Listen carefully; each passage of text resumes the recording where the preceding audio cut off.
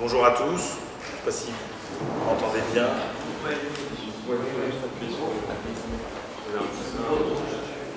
Faut qu'il soit rouge, c'est ça? Voilà, bon, celui-là. Comme ça? Ah bah oui, c'est parfait. Bien, bonjour à tous, bienvenue pour cette table ronde consacrée aux liens qui existent entre la richesse et le bien-être. Si on voulait formuler ça de manière triviale, voire caricaturale, je dirais, est-ce que l'argent fait le bonheur? Nous explorerons aussi les liens entre bien-être et santé et essaierons de mesurer les effets de la crise sur le bien-être ainsi que le coût social des inégalités. Je ne sais pas si vous le savez, mais vous êtes dans la salle des mariages de l'hôtel de ville, donc pour parler de bonheur et de bien-être. C'est, je pense, un très bon signe. Cette table ronde sera suivie d'un atelier pédagogique mené par Pierre Rall. Donc, nous accueillons 4 participants que je vous présente immédiatement. Donc, à ma droite, Christine Leclinge, qui est chercheur associée au CEE. Non, c'était pas la bonne. Maître de conférence. Pardon. À l'ENS Cachan. Ah bah voilà, maître de conférence à l'ENS Cachan, ça n'avait pas été rectifié, pardonnez-moi. À ses côtés, Pierre Rall, qui est lui administrateur de l'INSEE. À ma gauche, Claudia Sénic, qui est professeur à l'école d'économie de Paris, et Cédric Coudray, qui est... Et à l'université Paris-Sorbonne. Et à l'université de Paris-Sorbonne, pardon de tronquer vos attributions, et Pierre Rall, je vous ai cité, et donc Cédric Coudray, qui lui est chef de division à l'INSEE, et nous allons donc démarrer tout de suite. Alors, on va démarrer avec vous, Claudia Sénic, peut-être pour cadrer justement cette discussion autour des liens entre croissance, richesse, bien-être. Vous êtes une experte réputée aussi des travaux sur le bonheur, qui est effectivement aussi des travaux qui sont très fructueux en ce moment chez les économistes. Première question que j'avais envie de vous poser, d'abord, le bien-être, est-ce qu'on est capable aujourd'hui de le mesurer? Et puis j'aimerais que vous nous fassiez la distinction aussi entre le bien-être et le bonheur, parce qu'on parle souvent peut-être abusivement de bien-être, enfin de bonheur, en ne parlant en fait que de bien-être.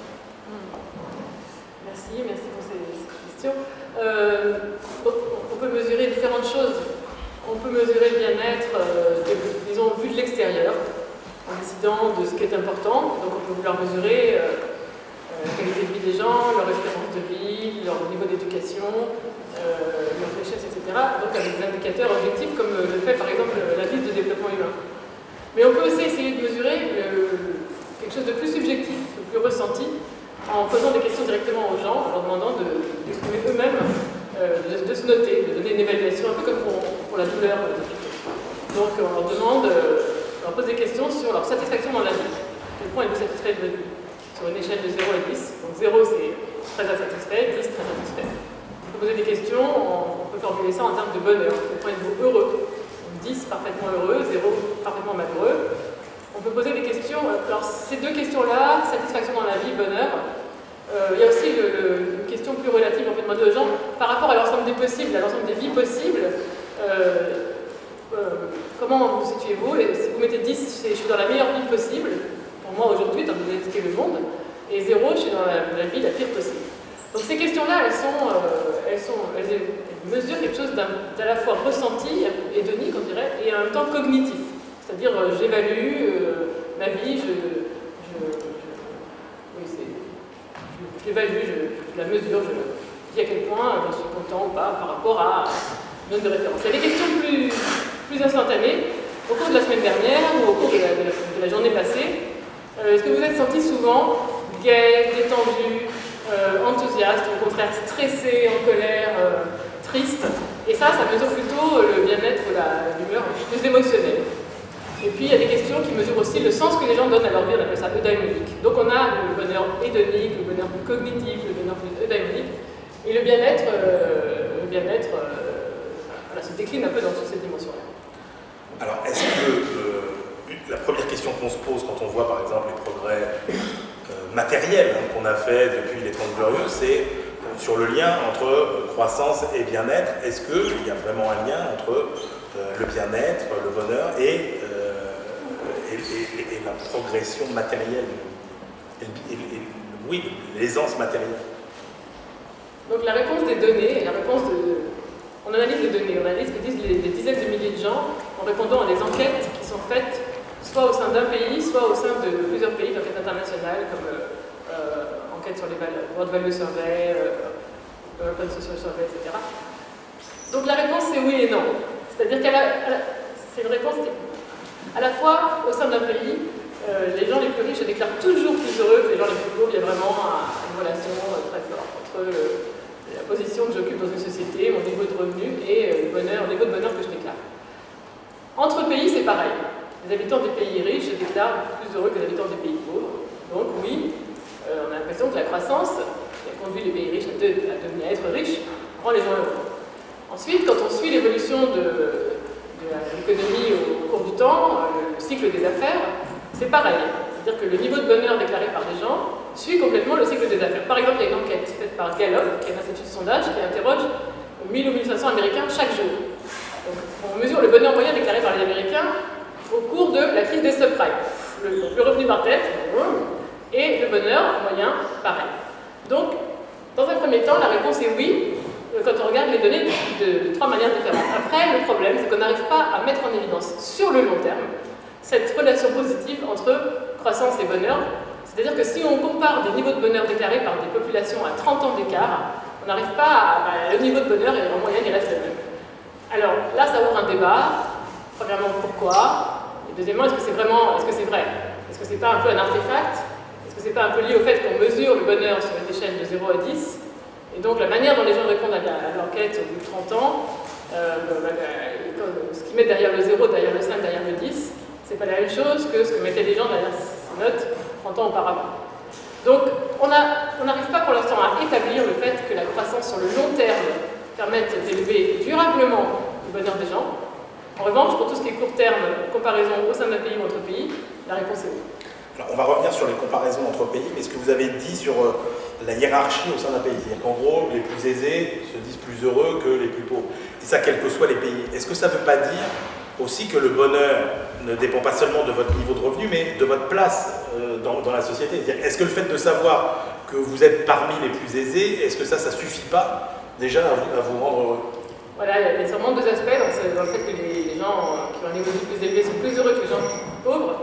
Il y a peut-être un aspect absolu, c'est-à-dire le fait d'avoir un niveau de vie plus aisé, plus de confort en soi, procurerait un bonheur plus élevé. Et puis il y a un aspect relatif, c'est-à-dire en fait, ce qui me rend satisfait de ma vie, content, heureux, c'est pas tellement d'avoir ceci ou cela, mais c'est d'avoir plus que les gens auxquels je me compare. Et c'est vrai que cette littérature, ce domaine de recherche, a énormément mis en évidence des effets de comparaison et la dimension relative de la satisfaction et de ce qu'on appelle nous l'utilité, c'est-à-dire le bien-être.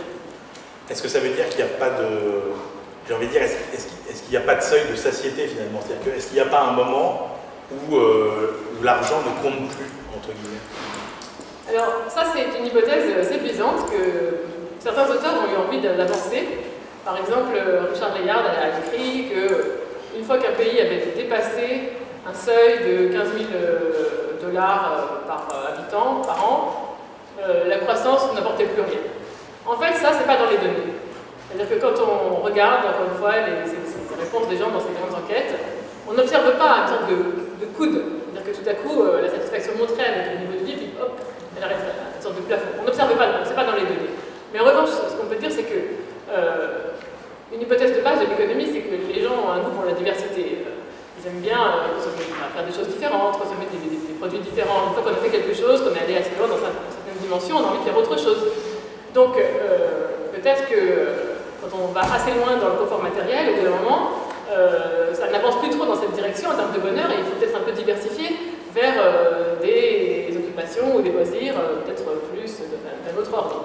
Mais ce n'est pas pour autant franchement un seuil. C'est plus de l'idée de diversifier la palette des activités qu'on peut avoir. Vous parliez aussi des différences entre pays. Est-ce que structurellement, il y a des pays dans lesquels on est plus heureux que dans d'autres pays? Oui, bizarrement, oui. En fait, quand si on fait un graphique, enfin j'aurais pu le projeter, mais si on fait un graphique avec un point par pays, et on met le revenu par habitant en horizontal, en abscisse, et puis le bonheur moyen en vertical, à un moment donné, on voit que ça s'en donne bien, c'est-à-dire que les pays plus riches sont plus hauts que les pays pauvres, mais en même temps il y a des groupes, il y a des clusters, et les pays d'Amérique latine sont vraiment, les habitants des pays d'Amérique latine se déclarent vraiment plus heureux que ce que prédirait leur niveau de vie objectif. Les pays d'Europe de l'Est, anciennement socialistes, sont vraiment en dessous de la relation typique entre, ils sont vraiment en bas, quoi. Et puis après, au sein de l'Europe, la vieille Europe, disons, les pays d'Europe du Nord, on le sait, sont très au-dessus. Donc le Danemark, c'est le champion du bonheur. Danemark, Suède, Finlande, Islande. Il y a une enquête européenne qui est sortie il n'y a pas longtemps, là, et en fait, les plus pauvres des Danois sont plus heureux que les plus riches des Grecs, par exemple. Voilà. Donc c'est à la fois pour des raisons objectives, mais c'est en même temps, même dans les mêmes conditions objectives, les Danois sont plus heureux que les Grecs. En tout cas que les Français. Et la France est juste très mal placée de ce point de vue-là. Les Français, pour les mêmes conditions objectives, sont en dessous, disons, des Belges ou des Néerlandais. Donc si les Belges vivaient la vie des Français, ils seraient déjà un demi-échelon au-dessus, sans rien faire, par rapport aux Français. Mais pourquoi on est dépressifs comme ça, les Français? Et pourquoi? Je sais pas, parce que... Il y a un aspect mentalité, il y a un aspect représentation, cette fonction de transformation des conditions de vie en bonheur ressenti, conscientisé, disons, un peu déficiente, peut-être parce qu'on a un rapport au monde d'aujourd'hui ou à l'avenir qui est un peu pessimiste, un peu moins optimiste qu'ailleurs. Alors pour parler d'avenir, justement, on voit bien que on s'est posé la question sur le lien entre bonheur et croissance, mais à l'inverse, est-ce que toutes les pistes qu'on voit se dessiner sur un monde plus frugal, alors sans parler de décroissance, mais disons un monde vivant plus sous contraintes environnementales, écologiques, etc. Est-ce que c'est un monde vers lequel les gens semblent peut-être plus heureux d'aller ou pas? Est-ce que malgré ces contraintes, ça les rend plus heureux ou pas? Alors c'est deux choses différentes en fait. S'adapter à la contrainte environnementale, bon ça c'est une nécessité, il faudra le faire. Maintenant, quelle conclusion on en tire? Est-ce qu'on en tire la conclusion sur laquelle il faut tourner en arrière et aller vers la décroissance, c'est-à-dire produire moins, consommer moins et revenir à des modes de vie antérieurs? Rien ne permet de penser que ça rendrait les gens heureux. Tout ce que cette recherche a mis en évidence, le fait qu'on s'habitue aux choses, rend justement un retour en arrière très pénible. Donc, en revanche, s'adapter à la contrainte environnementale, ça peut vouloir dire produire différemment. Économiser les ressources, développer des technologies qui vont dans propres, moins polluantes, plus économes, d'autres sources d'énergie. Enfin, donc, toutes choses qui sont en fait de la croissance. C'est-à-dire, chaque fois qu'on innove, qu'on change de manière de produire, de consommer, de vivre, si c'est... c'est toujours la création de valeur ajoutée. Si c'est à un moment donné validé par le marché, ça rentre dans la croissance. Et même si c'est pas validé par le marché, on ne la mesure pas, mais c'est quand même de la croissance. Puisque c'est ajouter quelque chose au monde. C'est croître, faire croître l'ensemble des possibles, l'ensemble des pratiques. Donc c'est de la croissance. J'ai une dernière question avant de passer la parole à la salle, mais qui fera la transition avec les interventions suivantes, et notamment celle de Cédric Oudré. Est-ce que le bonheur doit être un objectif de politique publique? Je crois que le bonheur est un objectif implicitement au moins de la politique publique, parce que dans une démocratie, le gouvernement ne peut pas prétendre viser autre chose que le bonheur ou la satisfaction de ses citoyens. Maintenant, le mesurer directement, je pense que c'est, jusqu'à maintenant, ce que fait le gouvernement, c'est de mesurer des objectifs et d'essayer de les faire monter le plus possible, donc le revenu par tête, l'emploi, et puis maintenant d'autres indicateurs qui sont mis en place par l'INSEE. Mais l'objectif ultime, évidemment, c'est le bonheur. Alors, est-ce qu'il faut le mesurer directement? Est-ce qu'il faut publier un indice de bonheur national brut? Moi, je pense non. Enfin, je devrais dire oui, parce que c'est mon domaine de recherche, donc je devrais dire oui, bien sûr, c'est ça, c'est plus important, mais en fait, je pense que non. Pour plein de raisons, parce que d'abord, il y a ce problème d'échelle qui fait qu'on ne va pas suivre le moyen de cours du temps. Et puis surtout, c'est que les êtres humains ne sont pas des molécules. Donc si on commence à mesurer le bonheur déclaré par les habitants, ils vont évidemment utiliser et manipuler cette mesure. Ils auront raison de le faire. Donc si on mesure le bonheur des gens, donc les citoyens qui sont favorables au gouvernement en place vont se mettre une bonne note, ceux qui ont envie de le faire chuter vont se mettre une mauvaise note, et donc l'indice mesurera uniquement ce rapport au parti qui est au pouvoir. Bon, c'est juste un exemple, mais non, on ne peut pas. Donc il faut mesurer le bien-être subjectif, il faut mettre absolument ces questions dans les enquêtes, il faut mesurer la satisfaction des gens dans leur travail, par rapport à leur environnement, dans leur vie, etc. C'est très important de le savoir. Mais en revanche, prendre ça comme objectif affiché uniquement et, comme certains vous proposent, de remplacer le PIB par le BNB, enfin, personnellement, non, je suis contre. Eh bien, écoutez, c'est bien. Alors, je vous dis juste que nous, on sortira sur BFM Business un vrai indice du bonheur, mais qui n'est pas lié au fait qu'on interroge les gens, donc il n'y a pas de manipulation possible. C'est juste qu'on ira aspirer sur les réseaux sociaux tout ce qui se dit autour des thématiques du bonheur. Donc si ça vous amuse, d'ici une dizaine de jours, allez voir sur notre site et on aura tous les jours un nouveau point sur notre indice du bonheur. Je vous dis d'ores et déjà qu'au cours du dernier mois, il a progressé 2 fois plus vite que le CAC 40, notre indice du bonheur, ce qui ne veut absolument rien dire quand je vous le dis comme ça, mais c'est juste intéressant de le voir effectivement. Allez, question à Claudia Sénic. Oui. Bonjour, j'ai une question à Mme Sénic. Monsieur le Chip, vous lui avez demandé pourquoi en France... Mettez bien votre micro sur la bouche. Pourquoi en France, nous sommes le pays le plus pessimiste d'Europe avec l'Italie. Est-ce que vous pensez que le manque de créativité dans l'enseignement ne joue pas un rôle dans ce pessimisme? Le manque de créativité dans l'enseignement. Dans le sens où, par exemple, aux États-Unis, une personne qui a envie de se lancer sa carrière dans la danse ou de créer sa start-up va être beaucoup plus aidée, beaucoup plus galvanisée par son entourage. Alors qu'en France, on va dire si tu vas à l'école, si tu n'apprends pas à lire, à chanter, toutes ces choses-là, forcément on sera plus bloqué si on veut sortir un peu du rang. L'éducation, quel est le rôle de l'éducation, effectivement, dans la perception de sa propre vie? Le rôle de l'éducation est très important, bien sûr, c'est le formatage, finalement, la socialisation, c'est l'école, la famille, les pères, les amis. Et sur l'école, il y a des travaux, ceux d'Yann Algan, Philippe Aguillon, qui vont dans votre sens, qui disent que l'école française est beaucoup plus hiérarchique que dans d'autres pays, et donc les gens n'apprennent jamais à travailler en groupe, à parler, à s'exprimer, etc. Et donc eux, ils pointent vraiment ça comme source de pessimisme, travailler sur le pessimisme. Et autre chose aussi, c'est les 3 tests du domaine d'excellence. C'est le fait qu'on reconnaisse uniquement certaines compétences, qui étaient les compétences d'élite au moment où l'école était une école d'élite. Et en fait, la palette des compétences reconnues n'a jamais été vraiment élargie. Donc, finalement, il y a une grande majorité de gens dans le système scolaire qui n'ont juste pas les moyens de montrer qu'ils sont très très bons et excellents. Or, chacun a un domaine d'excellence. Donc peut-être que diversifier les domaines d'excellence qui sont reconnus, ce serait une bonne chose du pays. Et puis après, élargir les voies d'accès à l'élite. Les grandes écoles sont restées toujours aussi malthusiennes, elles accueillent toujours aussi peu de gens qu'à l'époque où il y avait 20% de la population qui arrivait jusqu'à là. Donc élargir les promotions, élargir d'ailleurs c'est en train de se faire plus ou moins dans l'université, et maintenant, sans le dire, tous ces licences, master, etc., c'est un moyen de finalement diversifier, c'est élargir l'ensemble des filières d'excellence qui donc offrent des opportunités aux étudiants. Merci. Autre question? Oui, monsieur et monsieur devant.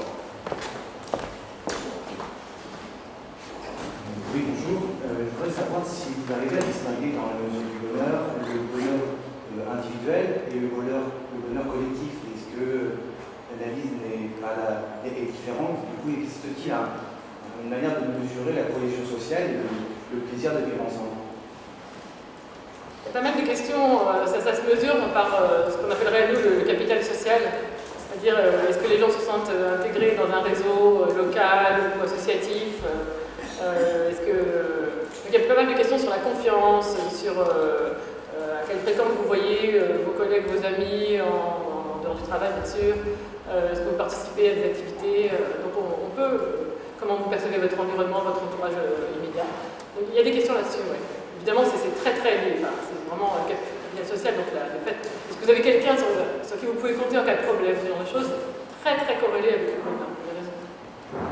Il Si vous ne l'avez pas vu, alors je ne me rappelle plus de son nom, mais il y a le bouquin d'une jeune patronne danoise qui s'appelle Le bonheur d'être danois, et où elle explique très bien justement cette importance du lien social. Dernière question, et puis ça nous offrira une transition parfaite avec notre sujet. J'ai une question polémique sur votre champ de recherche en tant que tel, l'économie du bonheur.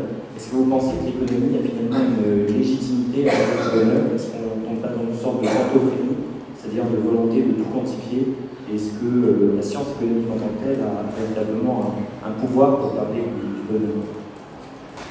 La science économique est obligée de parler du bonheur parce qu'en fait, c'est ça qu'elle étudie.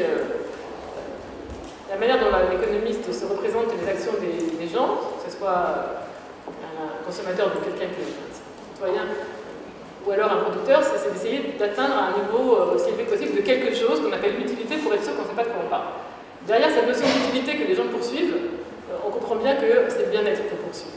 Et dans tous les modèles économiques, on suppose que les individus, mais comme les gouvernements, cherchent à maximiser une fonction de bien-être sous contrainte de ressources ou autres. Alors, jusqu'à une période récente, on ne pouvait pas le mesurer, ce bien-être.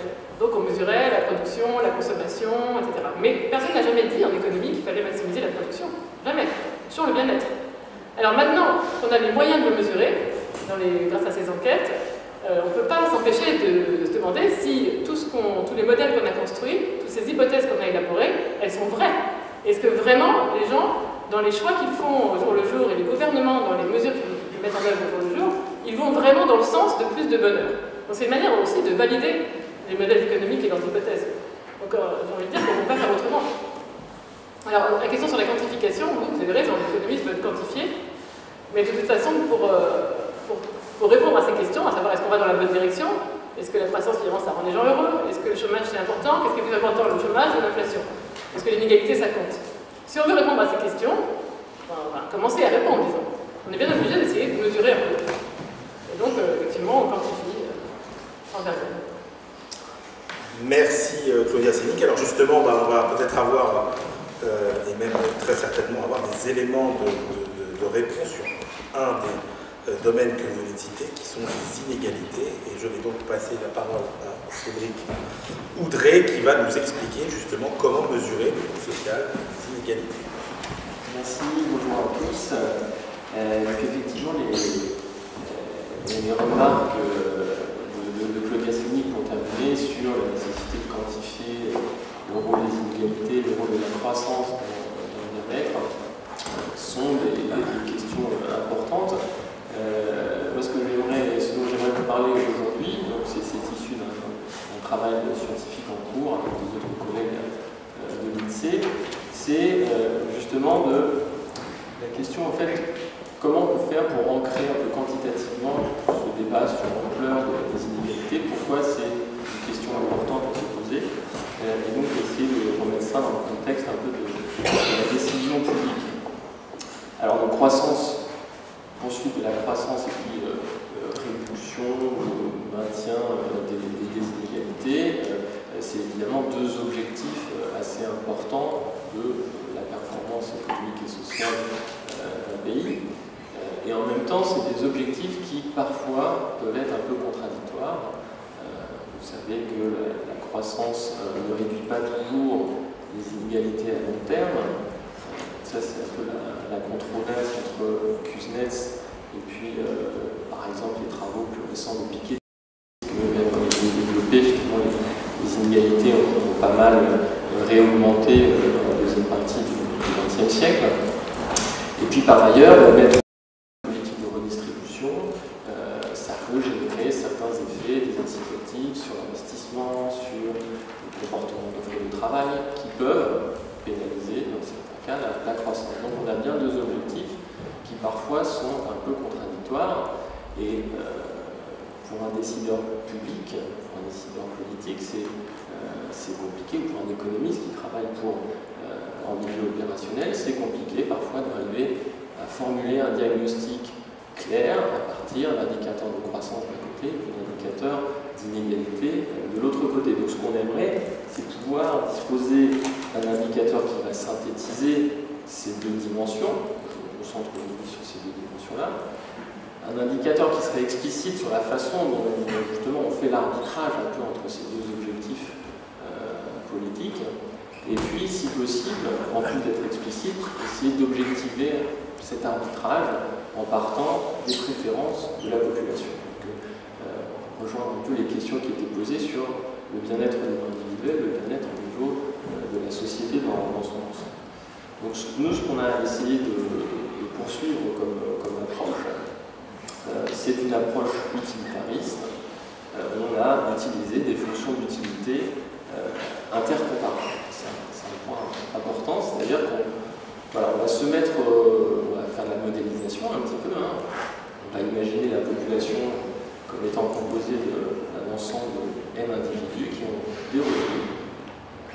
Chaque individu a un revenu acquis et puis dispose d'une fonction d'utilité, donc qui va résumer justement un peu son bien-être individuel, la façon dont il forme ses préférences, dont il arbitre entre certaines décisions, et ces fonctions d'utilité vont nous permettre de mesurer, vont être comparables entre les individus, et donc pour passer d'une situation à une autre au niveau de l'ensemble de la société, on va pouvoir comparer les gains et les pertes d'utilité entre individus.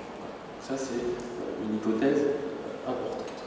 Alors, comment on peut justifier l'utilisation d'un critère utilitariste? Nous, on a suivi la logique développée par Arzani dans les années 60, qu'on appelle la conjecture de l'observateur impartial. On va imaginer une situation où les gens se placent derrière un voile d'ignorance pour évaluer le bien-être associé à une situation sociale, donc un ensemble de possibles niveaux de revenu dans la société, puis se place derrière ce voile d'ignorance pour être capable de juger de manière impartiale de cette situation. Donc voilà, c'est-à-dire que chacun ignore sa position dans la société et donc va pondérer de manière équivalente chacun des possibles, chacune des possibilités. Et donc, assez naturellement, le critère de bien-être pour juger des situations économiques et sociales, ça va être la moyenne des utilités dans la société. Et nous, on va un petit peu plus loin, c'est-à-dire qu'on va essayer de monétariser ce critère de bien-être social pour être capable, si possible, de comparer les questions de croissance du revenu avec les questions d'inégalité, mais sur une même échelle. Et donc, on va utiliser le revenu certain. Qu'est-ce que c'est que le revenu certain? Voilà un exemple sur lequel vous voyez représenter une fonction d'utilité, qui est croissance et concave. Qu'est-ce que ça veut dire concave? On va voir. Donc, c'est une situation où il y a deux individus, avec deux possibles, un revenu Y1 puis un revenu Y2 qui est plus élevé. Et donc, ce que vous voyez, c'est en fait que la moyenne des utilités qui sont retirées de cette situation est en fait inférieure à l'utilité du revenu moyen. Et on peut même construire, calculer un revenu certain, c'est-à-dire on va réduire l'ensemble des possibles à un seul revenu, comme s'il n'y avait plus d'inégalité, que les revenus étaient répartis de manière complètement égalitaire dans la population, plus d'incertitude. Et ce revenu certain procure le même niveau d'utilité que la moyenne des utilités. Donc, il est inférieur au revenu moyen dans la société, et ça, c'est lié à la concavité de la fonction d'utilité, c'est-à-dire à l'aversion au risque. Les gens préfèrent une situation certaine à une situation d'incertitude. Et cette concavité de la fonction d'utilité, on peut la résumer par un paramètre qu'on va appeler revenu. Voilà. Ce qui est intéressant avec cette représentation des choses, c'est que notre revenu certain, on peut le décomposer en deux termes.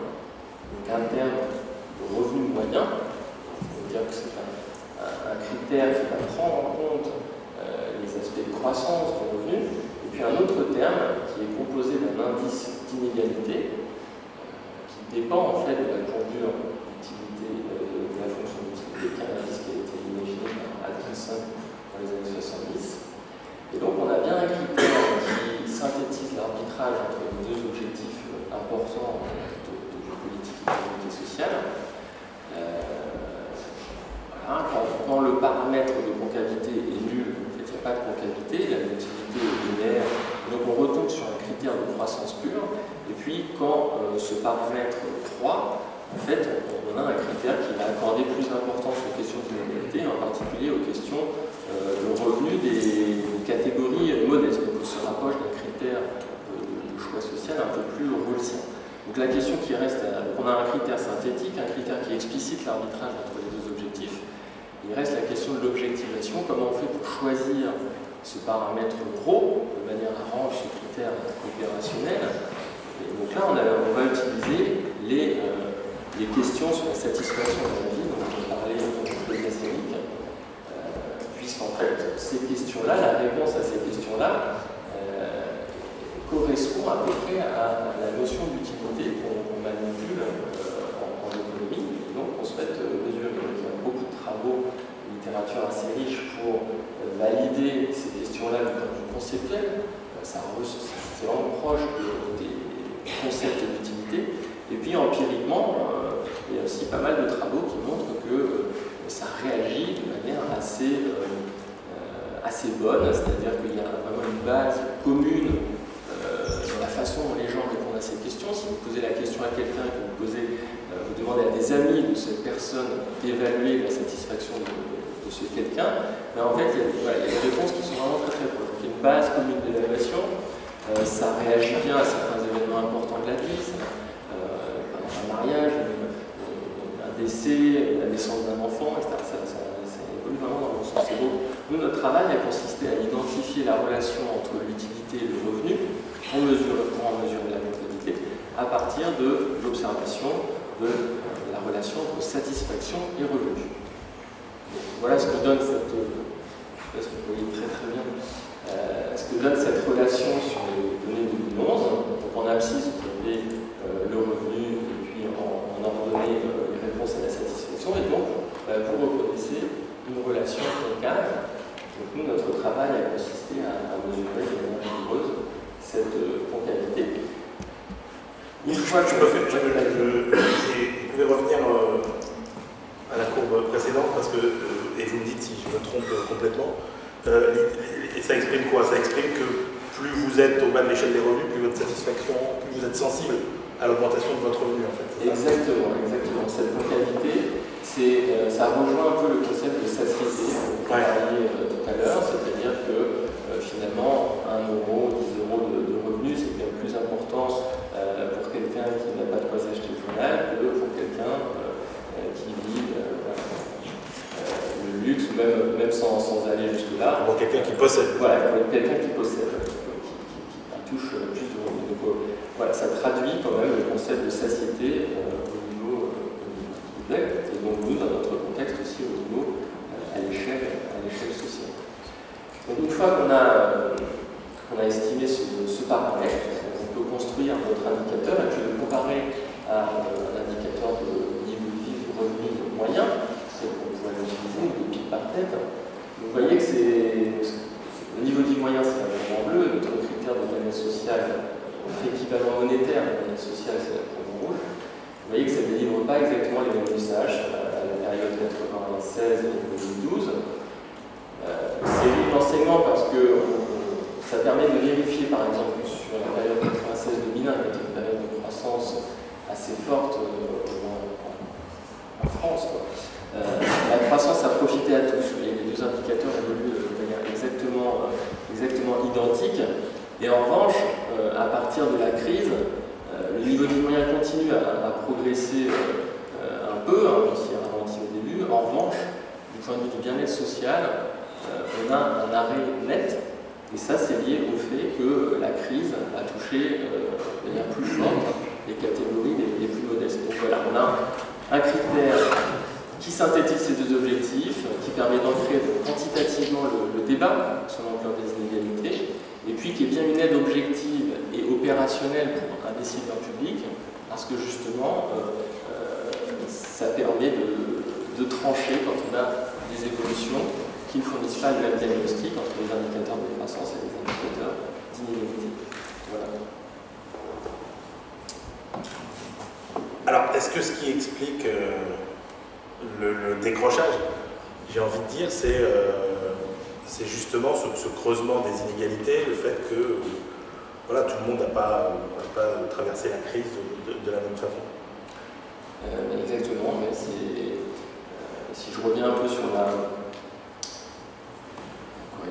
décrochage, là, sur notre indicateur, hein, il y a bien ces deux composantes, le produit pour le moyen avec ce terme qui fait apparaître le niveau d'inégalité. Et donc, c'est bien vous voyez que le niveau de vie moyen il continue à progresser un petit peu, et donc ce qui fait que notre critère de données sociales, lui, s'arrête complètement de croître, c'est bien avec ce terme qui traduit le niveau d'inégalité. Donc c'est bien l'augmentation de la inégalité au cours de la crise. Et donc on peut le vérifier avec des indicateurs, aussi avec des indicateurs de taux de pauvreté relative tels qu'on les calcule à l'INSEE, que c'est bien les catégories les plus modestes qui ont pâti de la crise, au moins sur ces 3 ou 4 premières années de crise. Est-ce que le fait qu'en France, il y a un parallélisme vraiment impeccable pendant les périodes de croissance, est-ce que c'est lié à notre modèle social, ou est-ce que... Alors, je ne sais pas si vous l'avez, si ce genre de travaux a été fait pour d'autres pays, ou si vous l'avez fait pour d'autres pays, si on voit les mêmes choses ou pas. Bon, il y a des travaux similaires pour d'autres pays. Après, j'ai pas en tête là, de chiffres de série sur la France. Ce qui se passe à la fin des années 90 et au début des années 2000, c'est qu'il y a une embellie assez fantastique sur le marché de l'emploi qui profite vraiment aux catégories plus défavorisées. Voilà. Donc cette croissance, d'une certaine manière, les fruits de la croissance sont bien redistribués, et on le voit en termes d'embellie sur le marché du travail. C'est ce qui explique que voilà, les inégalités ne progressent pas à ce moment-là. Il y a d'autres phases de croissance qui peuvent démarrer avec des accroissements de l'inégalité, c'est-à-dire des phases de croissance qui profitent plus aux catégories plus aisées. Mais ce n'est pas du tout ce qu'on observe sur la fin des années 90 et le début des années 2000. La perception des inégalités, et après je vous passe la parole, juste on a l'impression quand même que la perception des inégalités elle a changé. Pendant longtemps on a eu des théories qui nous disaient finalement les inégalités c'est peut-être même plutôt un moteur de progrès social parce que les gens voilà, ont envie de s'élever et on a l'impression qu'on a franchi maintenant un niveau où on a l'impression qu'au contraire les inégalités sont devenues un frein à la croissance et justement au bien-être. C'est une question intéressante que vous posez, c'est une question compliquée et je n'ai pas forcément tous les éléments pour vous répondre puisque d'une part notre travail ne permet pas de répondre à la question de l'interaction entre croissance et inégalité. C'est-à-dire que c'est une façon de mesurer synthétiquement l'évolution ou l'impact d'une politique économique dans les deux dimensions, mais en même temps, ça ne dit rien sur la relation causale éventuellement entre croissance et inégalité ou inégalité-croissance. Ce que vous évoquez, c'est est-ce qu'il faut atteindre un niveau d'inégalité important, ça pénalise la croissance. Le travail ne dit rien là-dessus. Et puis, ce que vous évoquez aussi, c'est un peu la relativité de notre paramètre, disons, de concavité de la fonction d'utilité. Donc là, on a estimé sur des données qui datent de 2010-2011, c'est possible que ce soit un paramètre qui ne soit pas stable sur des périodes assez longues. Parce que, vous savez, ça traduit l'aversion au risque. D'accord ? Donc, on peut imaginer que ça change. En même temps, une autre façon de mesurer l'aversion au risque, c'est par exemple de regarder les primes de risque sur les marchés financiers, sur certains produits risqués. Donc là, ce qu'on peut dire, c'est que beaucoup de travaux qui montrent quand même que les primes de risque sont assez stables sur des périodes assez longues. Voilà, donc ça. Peut-être que ce paramètre est quand même stable, mais est-ce que notre travail ne permet pas en tout cas de le vérifier, puisqu'on a estimé sur une période bien précise. Allez, avant de s'attaquer à la question du lien entre bien-être et santé, vous avez la parole. Jean-Pierre Ferré, question. Et oui, c'est évidemment très intéressant. La question qu'on se pose, c'est ce qu'on a entendu, de rester dans une optique dans laquelle on considère qu'on travaille sur le revenu, on ne travaille pas du tout, par exemple, sur la participation à l'emploi. Parce que si ce qu'il y a derrière les décrochages, c'est qu'un certain nombre de gens n'ont plus accès à l'emploi, on pourrait souhaiter mesurer directement, pas que ça mesure leur bien-être, ce qu'on sait,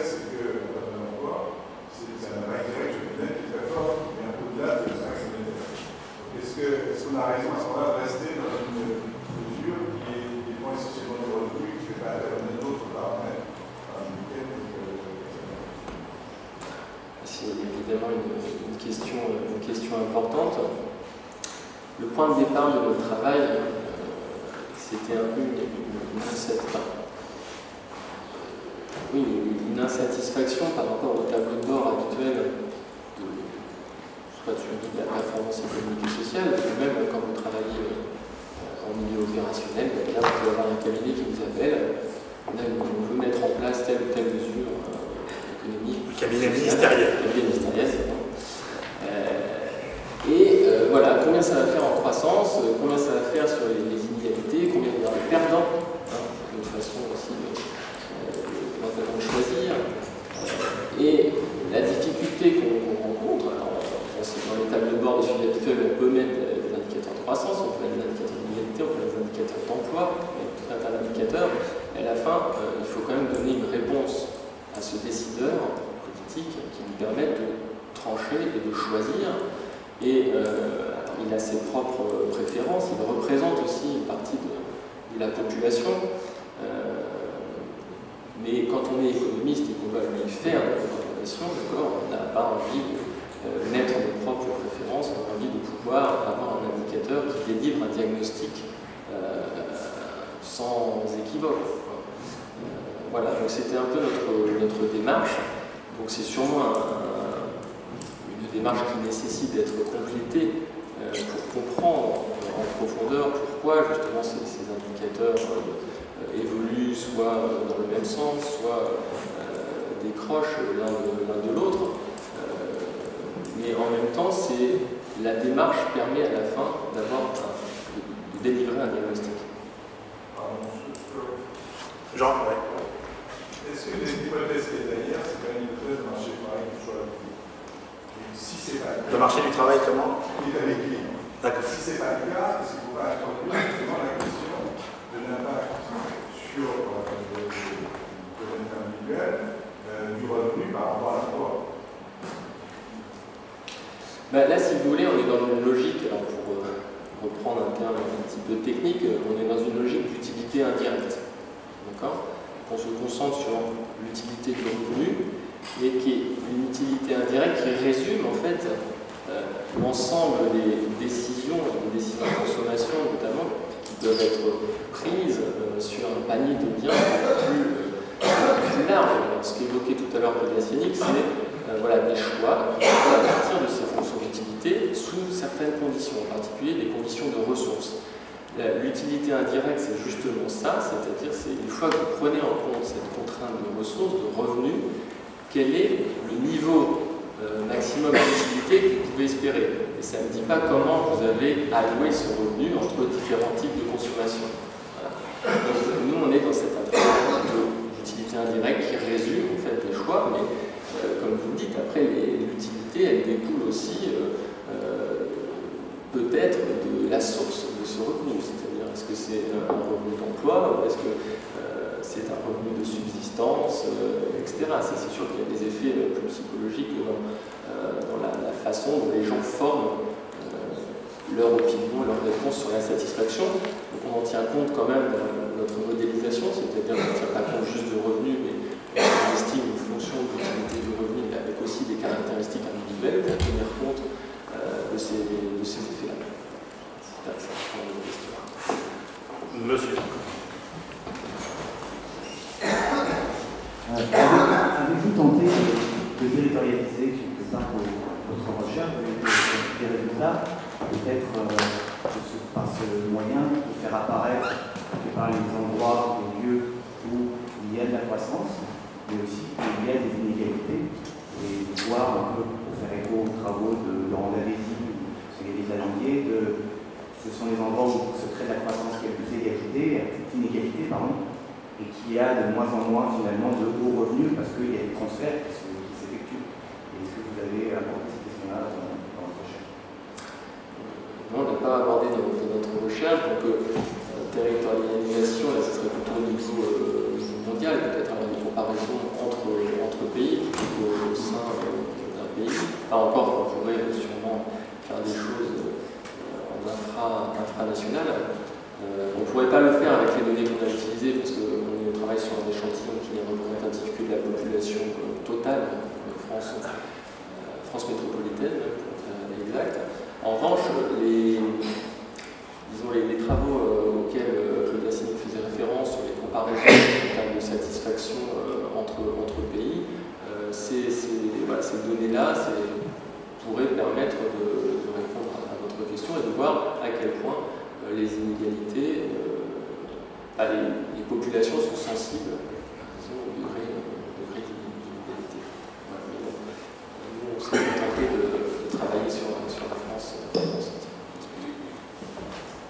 Oui, monsieur. Merci.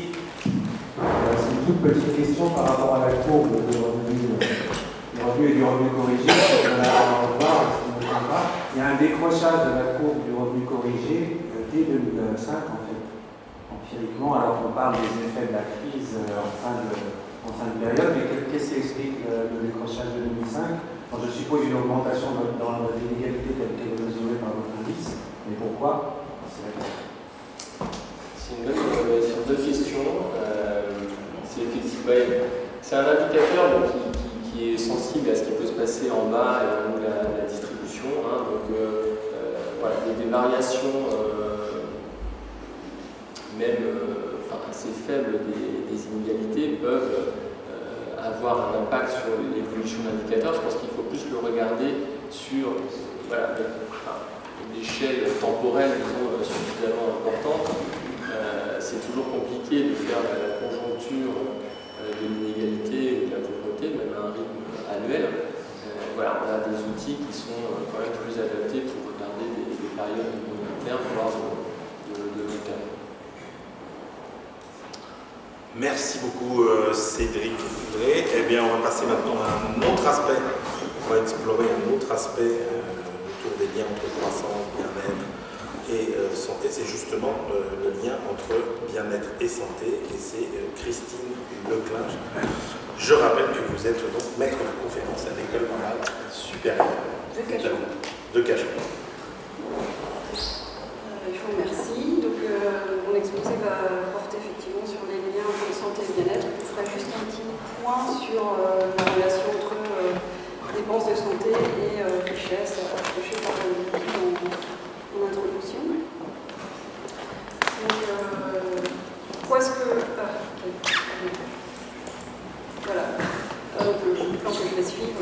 Pourquoi est-ce qu'on doit s'intéresser à cette question des liens entre richesse, santé et bien-être? Quelles sont les implications? Je parlerai ensuite des indicateurs de bien-être, des indicateurs de santé, et puis je donnerai quelques exemples des liens entre santé et bien-être. Alors, pourquoi on s'intéresse à cette question? D'abord, on a des constats macroéconomiques, on a des corrélations non toujours évidentes entre richesse et santé, en particulier dans les cas des pays en développement, ce qui peut poser question, mais je n'en parlerai pas ici. Par ailleurs, les dépenses de santé sont une part très importante de PIB pour les pays développés. Et la France constitue le deuxième pays en termes de part des dépenses de santé dans le PIB, après les États-Unis.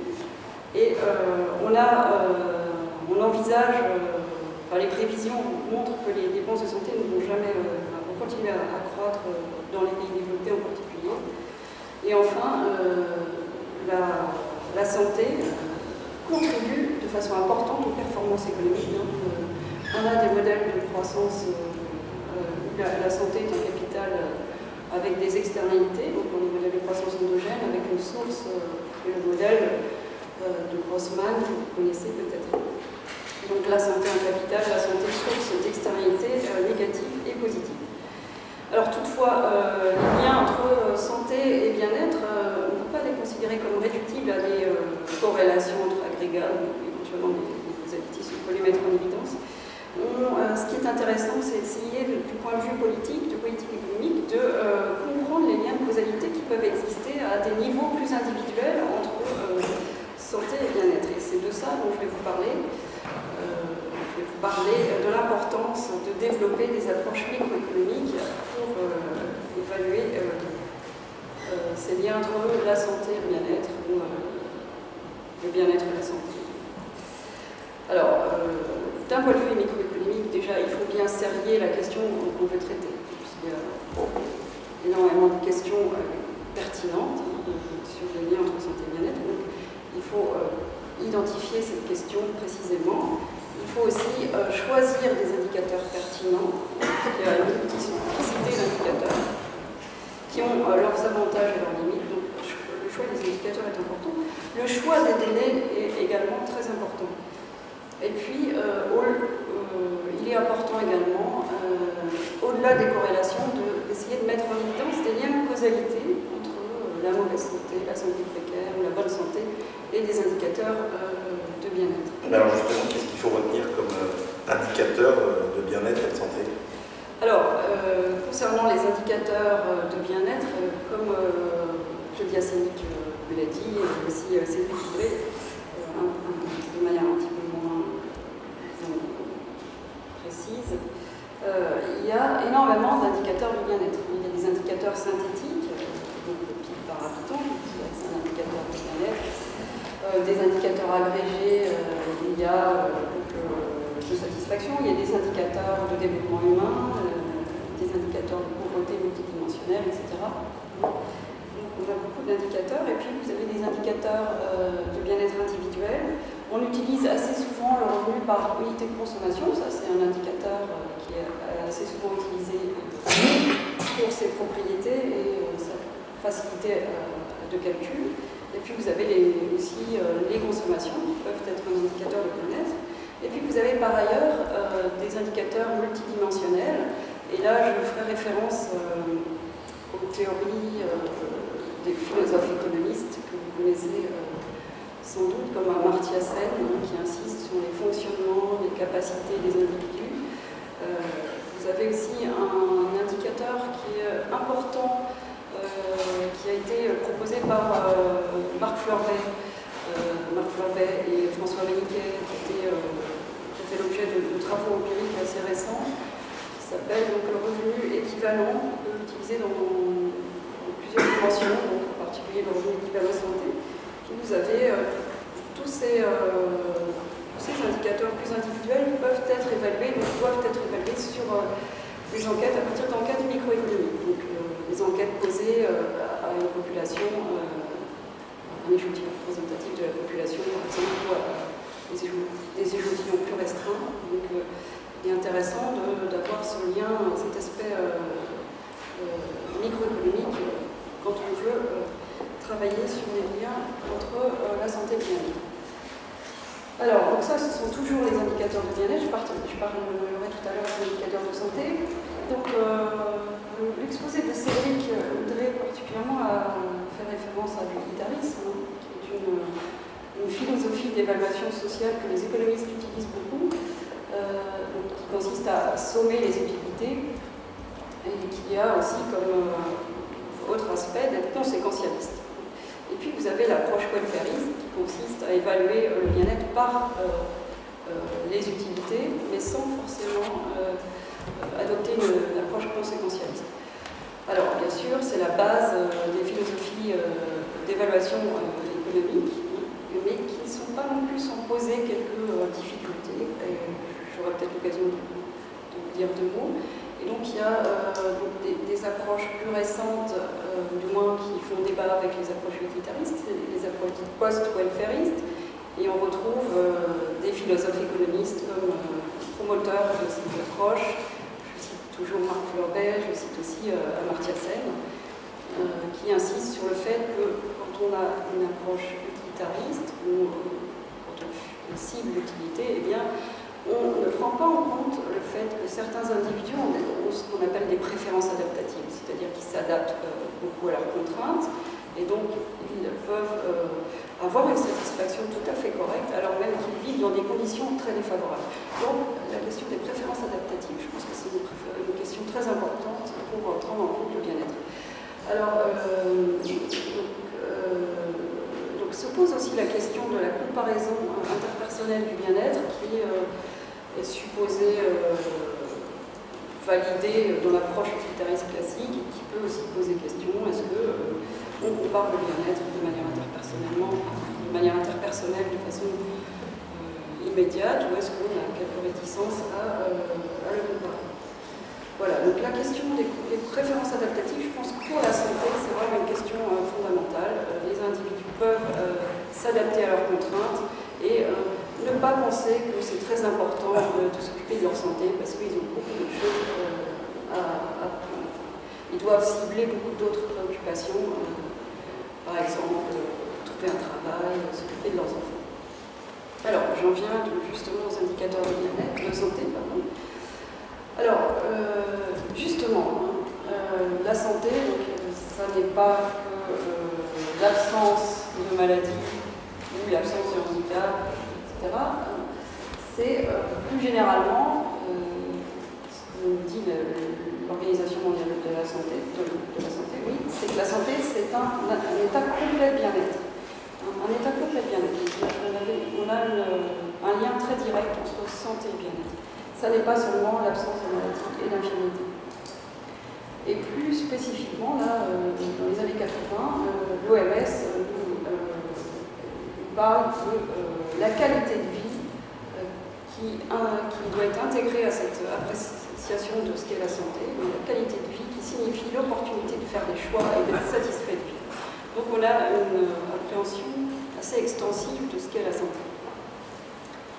Alors je passerai peut-être ici, vous avez d'autres définitions plus récentes, on a beaucoup de définitions sur la santé. En tout cas, quand on travaille sur des approches microéconomiques pour évaluer la santé, on a plusieurs types de modèles. Je n'arrive pas bien à suivre le français. Vous avez un modèle plus objectif de la santé, qui est un modèle en fait médical, où on essaye de caractériser par des examens cliniques quelle est la santé objective des individus, et on va diagnostiquer des maladies, et on va déclarer de manière administrative certaines maladies, comme on le fait par exemple en France pour les affections de longue durée. C'est le diagnostic médical qui est enregistré ensuite par la sécurité sociale. Donc on a un diagnostic de maladie chronique grave qui est déclaré auprès de la sécurité sociale. Donc ça, c'est une approche objective. On aime bien, en tant qu'économiste, avoir des données objectives sur la santé. Malheureusement, en France, on n'a pas beaucoup de données de santé qui nous permettent d'avoir ces caractéristiques-là sur une population suffisamment large. Donc on a un petit peu un déficit de données de santé au point de vue des caractéristiques objectives de santé. Et puis vous avez un modèle fonctionnel qui essaie de voir quelles sont les incapacités physiques ou psychiques des individus. On va essayer de mesurer l'état fonctionnel associé à la maladie. Donc, par exemple, on va utiliser des indicateurs comme l'arrêt maladie, les arrêts maladie, le nombre de jours que les personnes doivent passer à l'IT, etc. Et on va en déduire des incapacités de réaliser certaines tâches en raison de maladies ou de déficiences.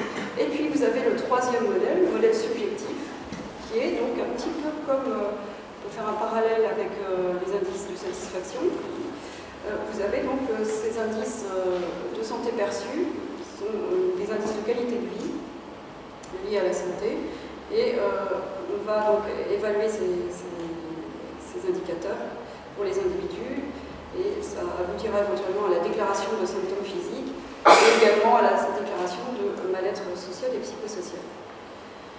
Donc on a un certain nombre de mesures d'état de santé qu'on peut avoir dans des données, dans des enquêtes microéconomiques qui nous intéressent beaucoup, et en général les économistes vont cibler sur la santé perçue parce que celle-là on peut la capturer de façon aisée, et éventuellement sur les limitations fonctionnelles. Et quand on a les trois types de données, alors on est très content.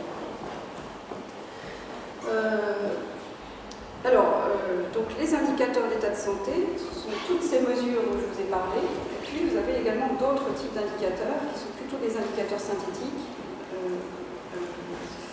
qui sont les indicateurs d'espérance de vie à la naissance, selon la catégorie socio-professionnelle, d'espérance de vie sans incapacité, de durée de survie après maladie grave. Mais ça, ce sont des indicateurs plutôt macroéconomiques et moins individuels.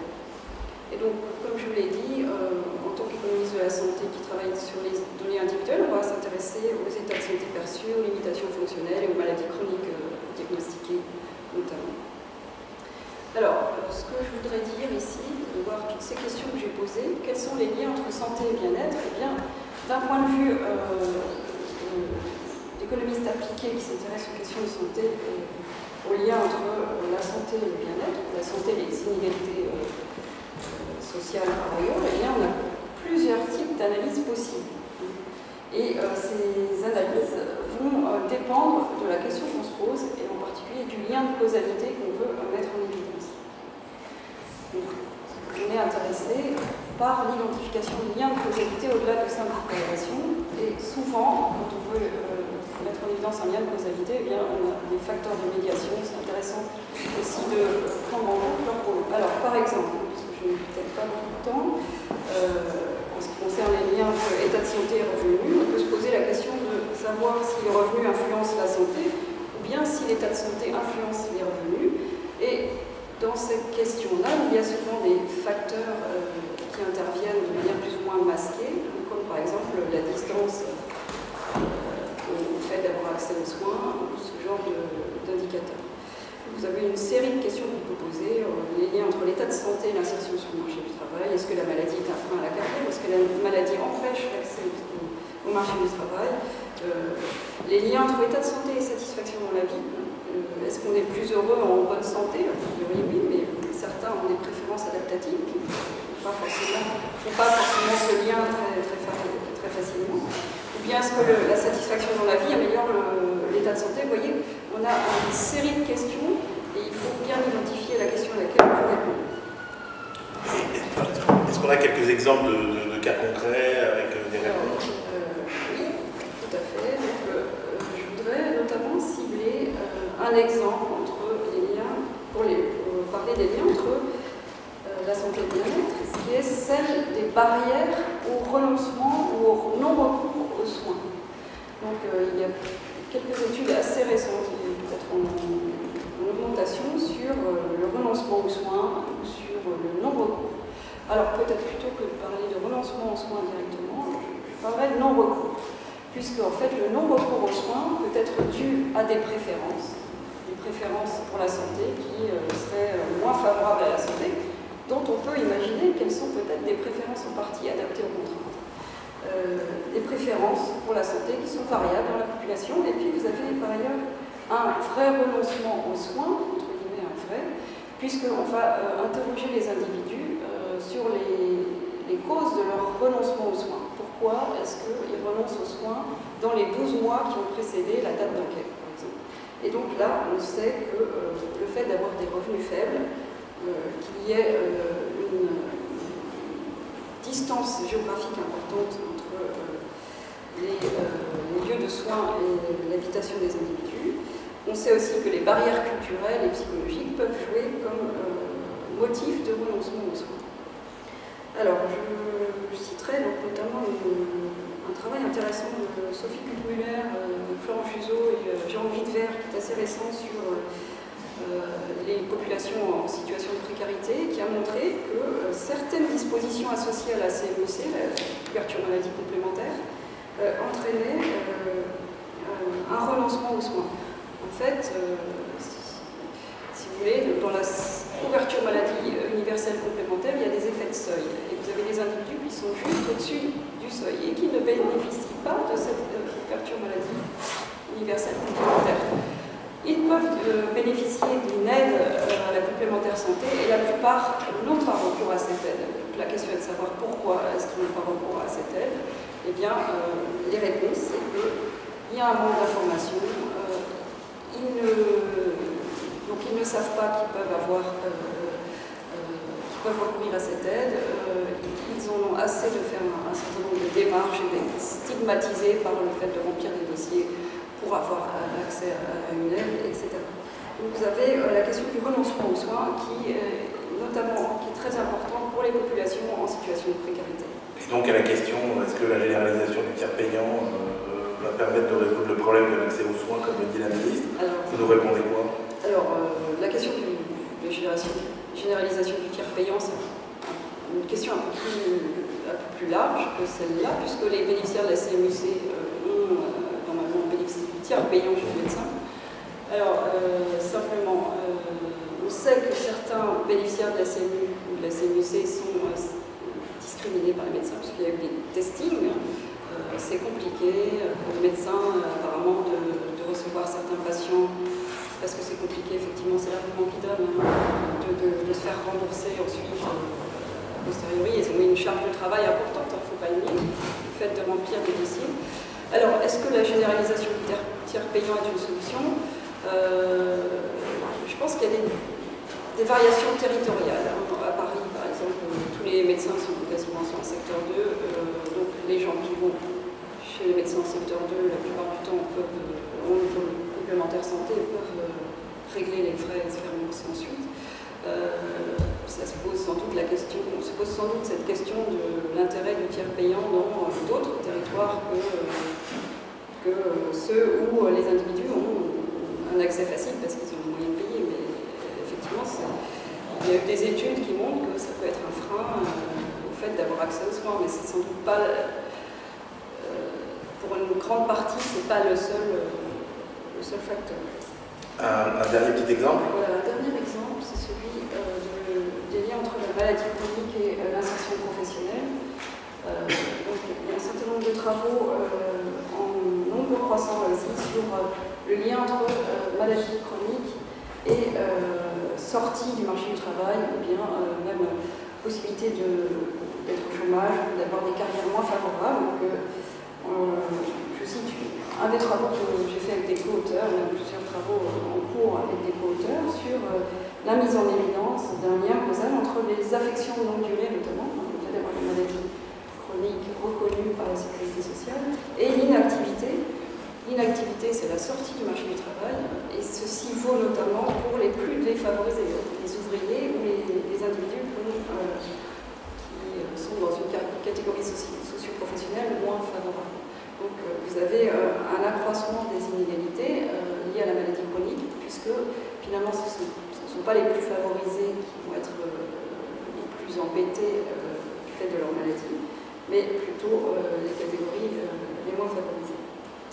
Donc effectivement, on peut imaginer qu'il y a encore une marge pour les politiques publiques pour améliorer les liens entre la santé et le bien-être, et en particulier là, c'est des problèmes de santé, l'accès à l'emploi ou le maintien dans l'emploi, notamment par l'amélioration des conditions de retour au travail, après des traitements par exemple de longue durée, en ciblant des aménagements de conditions de travail, etc.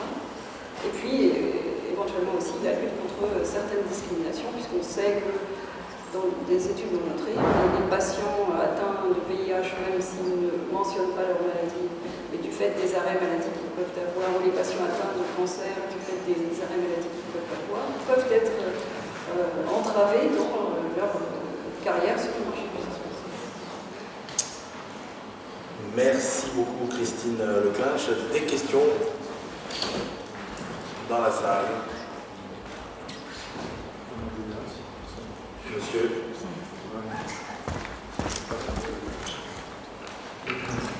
Si ma mémoire est bonne, en 2000, l'OCDE a publié des statistiques de qualité de soins dans toute l'Europe.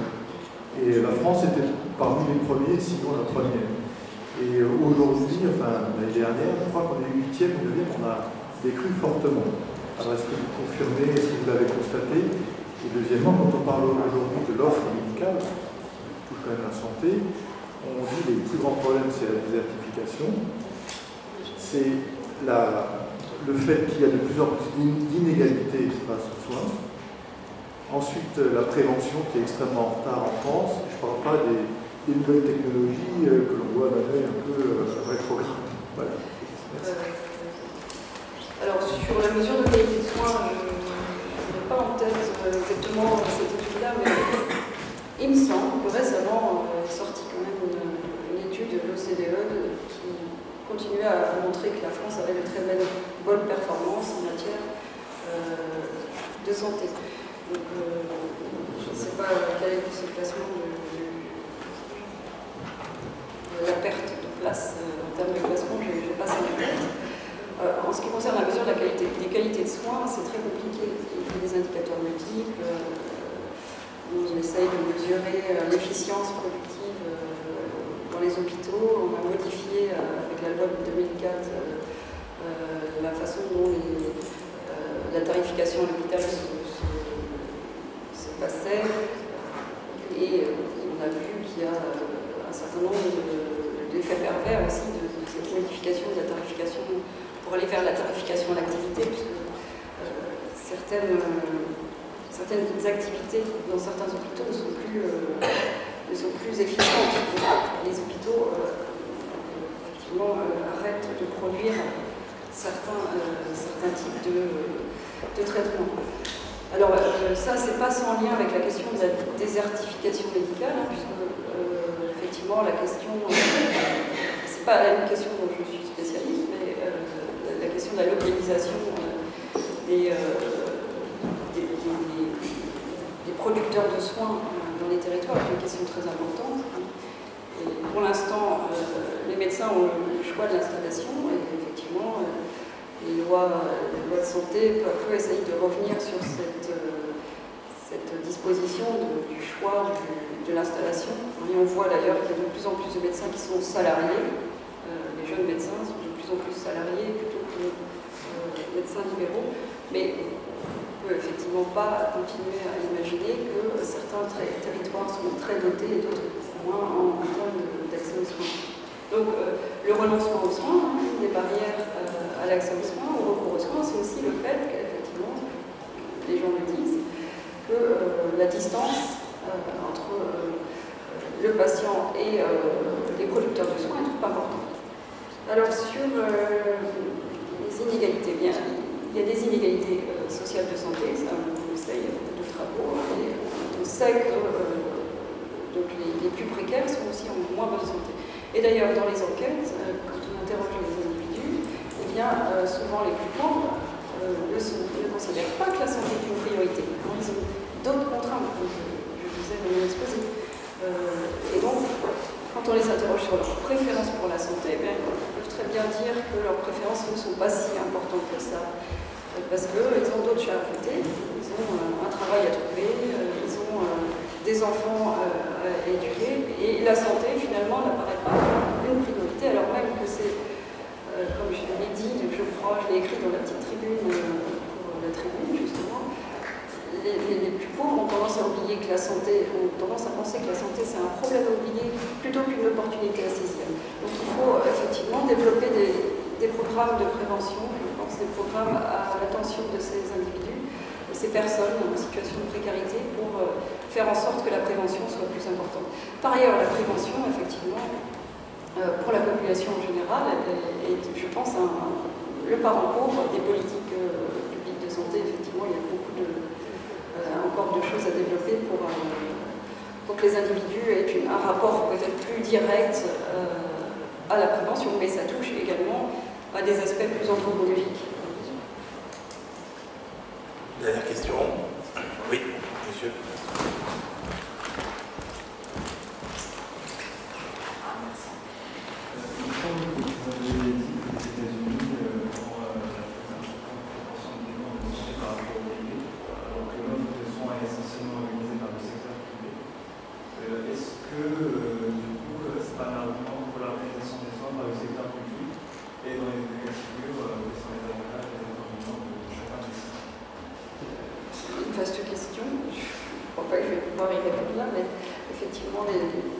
La part des dépenses de santé dans le PIB aux États-Unis est bien plus importante, des dépenses publiques et des dépenses privées. Les dépenses sont essentiellement des dépenses privées, c'est vrai. Mais les inégalités de santé sont encore bien plus importantes, bien sûr, aux États-Unis qu'en France. On a quand même, c'est vrai que moi j'insiste sur les inégalités sociales de santé, sur les individus en situation de précarité. On a un système de santé qui fonctionne quand même plutôt bien. Et si on doit le rapporter effectivement à l'investissement qui est mis dans la santé, il y a peut-être encore des marges de manœuvre pour améliorer le bien-être en général des individus, des personnes en situation les plus complexes et les plus précaires.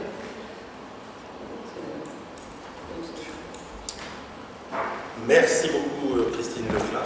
On va terminer ce tour d'horizon avec Pierre Graal, et donc justement par les comparaisons internationales, et donc on va essayer de voir un petit peu, selon les pays, comment la crise a impacté tous les indicateurs relatifs au bien-être, à la consommation.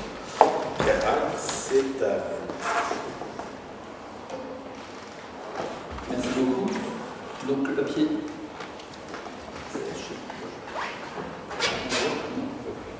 Mais envoyé en fait, c'était bon. C'était bon. Ah pardon.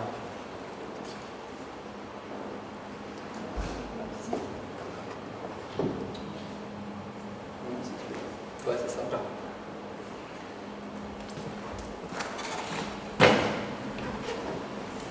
Merci.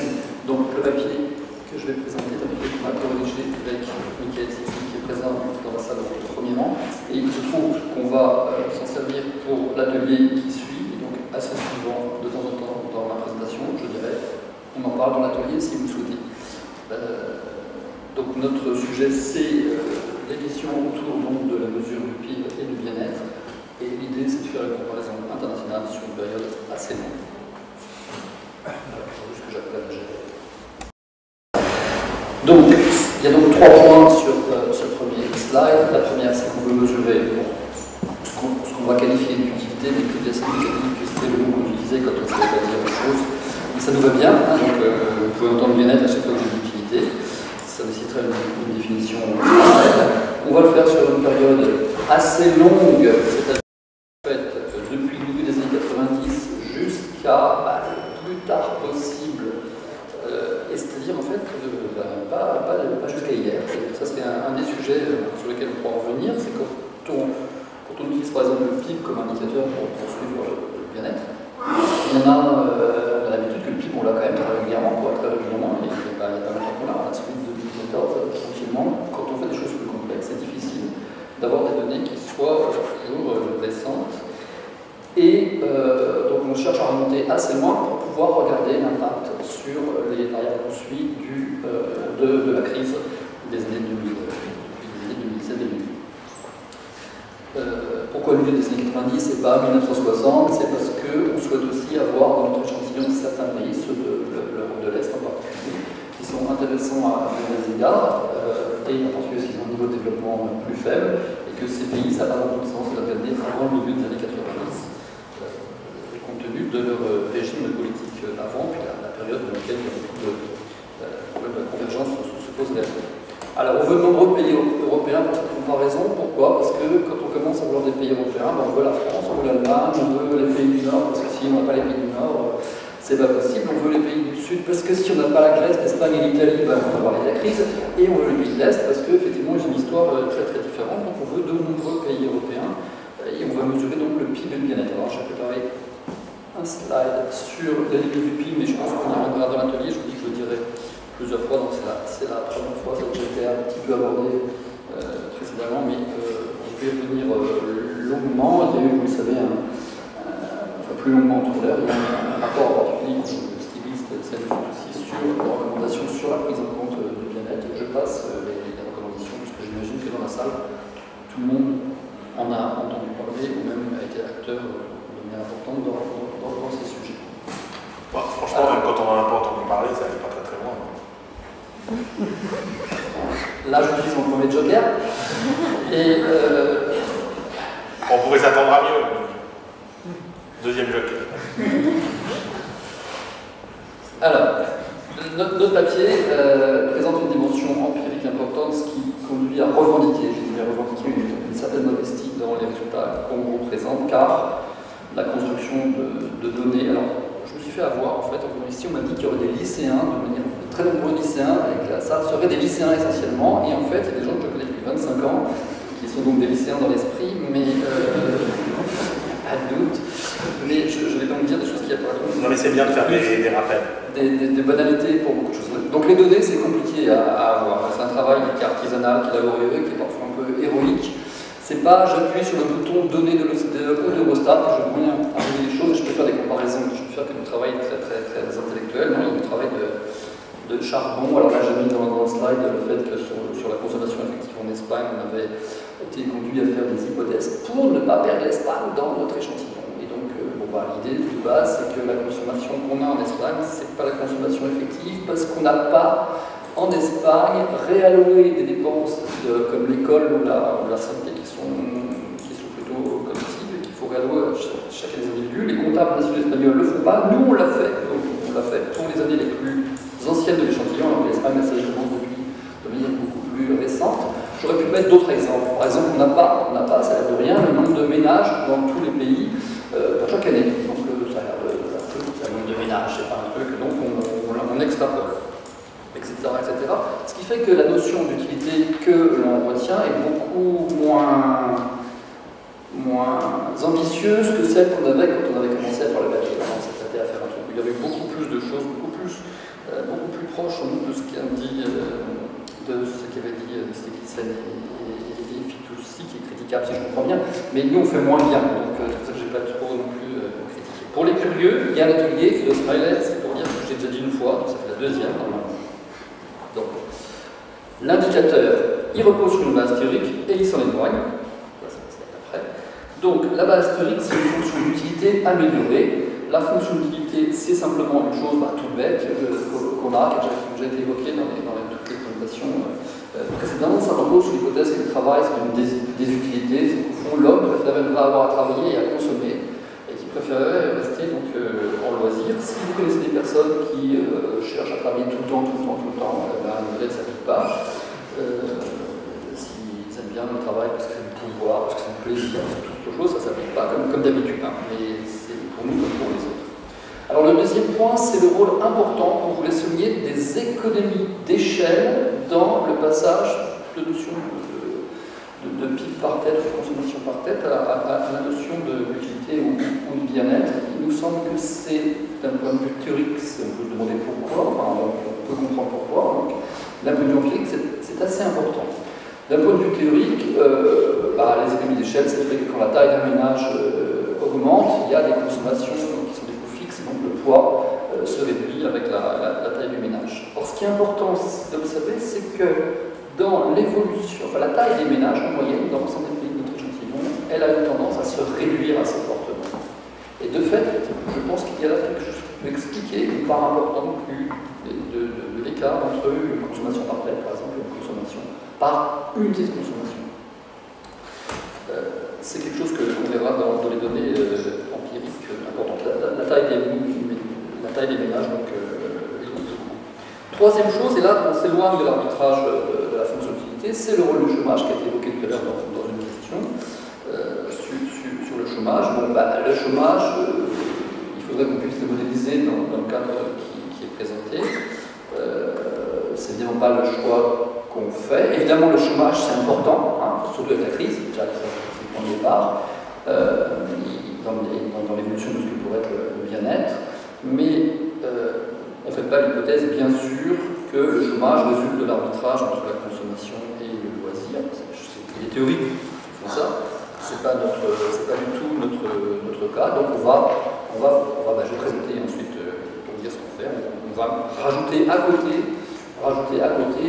le chômage, du moins c'est dans ce que je comptais présenter là, puis après avoir écouté les intervenants précédents, en particulier Cédric, où je présentais la version pour adultes et pas seulement la version pour lycéens. Et je dirais comment on peut avoir une version où il y a des choses plus sophistiquées.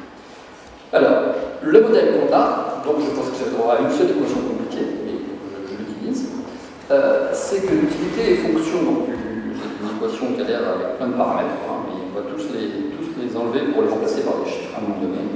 Donc, qui est fonction de 4 paramètres. Je commence par le deuxième, c'est étoile sur P, qui est simplement la consommation par tête. C'est le premier facteur qui va justifier, qui va peser dans la consommation.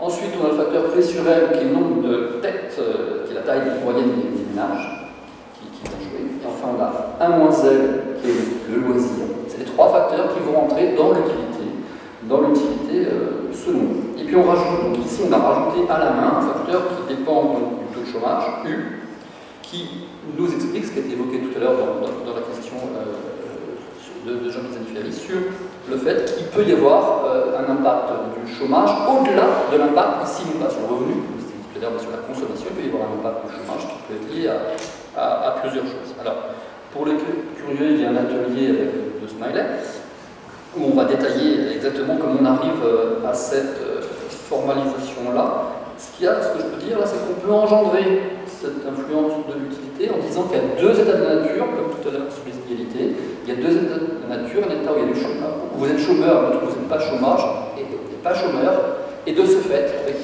une fonction qui est concave, parce que A plus B plus petit que 1 là, dans la formule, alors on engendre le fait que le chômage en soi c'est une mauvaise chose, parce que vous avez peur de tomber au chômage, simplement, et que ça réduirait votre consommation. Alors, avec tout ça, il nous reste à calculer les séries, vous voyez, U, C étoile, P sur M et M, on les a. Regarde les chiffres, on les a modulo tous les efforts qu'on a fait pour les mesurer. Il faut qu'on trouve les paramètres A, B et lambda. Ce qu'on a fait, voilà l'atelier, et donc on obtient des belles séries pour tous les pays de notre échantillon et pour toutes les années qu'on veut depuis 1995. Donc on a représenté 3 années, 95, 2007, 2012.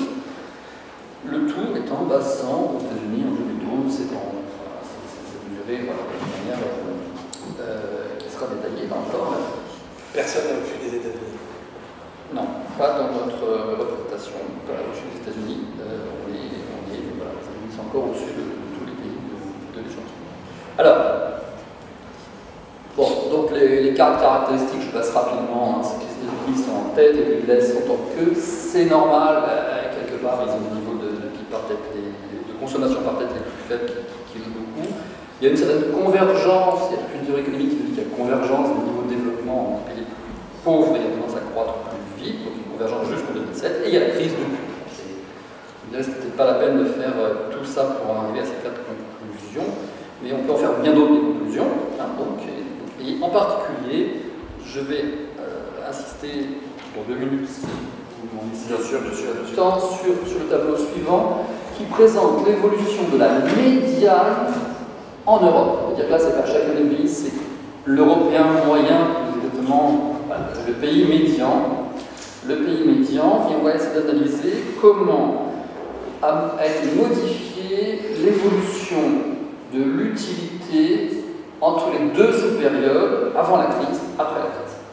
Donc je vais prendre un tout petit peu de temps pour expliquer chacune des lignes et chacune des colonnes. Donc, la première colonne, c'est les paramètres dans le calcul de l'utilité, donc c'est les A, les B, les lambda, tout à l'heure. Ensuite, on observe pour la première ligne, par exemple, la consommation effective par habitant, le 2,3, le premier chiffre, c'est dire qu'entre 1995 et 2007, le pays médian en Europe, y compris les États-Unis, mais c'est en Europe, a eu une croissance de la consommation par habitant de 2,3%. En dessous, vous avez la taille des ménages qui est réduite de moins 0,4, mais qui diminue de moins 0,4, ce qui va contribuer à la baisse de l'utilité. Vous avez le loisir, je pourrais revenir aussi dans des questions sur à peu près comment on mesure, il y a pas mal d'hypothèses, qui vient, donc qui croît, et qui vient pondéré par son coefficient se rajouter un petit peu. Et vous avez le chômage qui, pour les pays médians en Europe, sur cette période, a diminué au total, quand on fait la somme de tous les chiffres de la troisième colonne fois ceux de la deuxième, on obtient 1,1 qui est la croissance de l'utilité. Ça, c'est une période de croissance. Pour mémoire, le PIB c'était 2,4, la croissance de l'utilité est simplement plus faible que celle du PIB parce qu'il y a des facteurs qui ont une croissance plus faible que celle de la consommation, par exemple. Ce qui est intéressant, c'est comment ça se passe après la crise. Et là, on voit deux choses. On voit qu'il y a une grosse variation de la consommation entre les deux périodes, de 2,3 à moins 0,1, et évidemment, c'est la crise. On voit que le chômage, qui diminuait de moins 0,3 augmente de plus 0,5, c'est des points par an, en fait. Donc toujours pour le pays médian. Et on voit que par contre, du côté des deux autres variables, les évolutions sont très structurelles et qui ne jouent pratiquement pas, enfin, elles ne sont pas modifiées. Ce qu'on voit quand on regarde la dernière colonne, variation. Au total, on voit que la baisse de l'utilité de moins 1,2% entre la moyenne de la première période et la moyenne de la deuxième période, pour la moyenne, pour la médiane des pays européens. C'est un concept qui a du sens, mais qu'il faut juste maîtriser un petit peu. On voit donc une baisse de 1,2% par an de l'utilité, alors qu'on avait une baisse de 3% du PIB, une baisse de 2,4% de la consommation. Il y a des facteurs qui viennent jouer un rôle d'amortisseur. Et ces facteurs, c'est en particulier ici le loisir ou la taille des ménages. Alors voilà, c'était la première conclusion, donc là je l'ai dite en fait, et donc j'en viens à la dernière conclusion, c'est la plus simple, c'est que dans le papier on présente aussi ce que Yasmine a présenté, mais sur la base de ces données, en comparaison des données sur le bien subjectif, on présente des choses, ça sera évidemment pour les curieux, et il y a un atelier avec 3 pistes modèles, parce que je pense que je vais répéter plusieurs fois. Merci. Merci beaucoup. Questions? Questions d'ailleurs pas seulement à Pierre, mais à tout le monde, hein, si vous voulez revenir sur des sujets plus généraux. J'ai une question qui est peut-être bête. Quand vous dites, en gros, on voit que dans la première période, on a l'utilité qui augmente de 1,2%, que dans la dernière, elle baisse de 1,1%. Est-ce que grosso modo, ça veut dire qu'on revient au même niveau, ou qu'on ne peut pas comparer, ou qu'on ne peut pas vraiment dire ça? Ben là, il n'y a pas le même, ça serait à peu près vrai si on avait le même nombre d'années en deux périodes, mais ce n'est pas tout à fait le cas. D'accord. Ok. D'accord. Question? Jean-Pierre Ferré. Oui, il y a cette fameuse ancienne comparaison entre l'Europe et les États-Unis sur la tâche par les loisirs, qui serait différent. Le travail des Blanchard.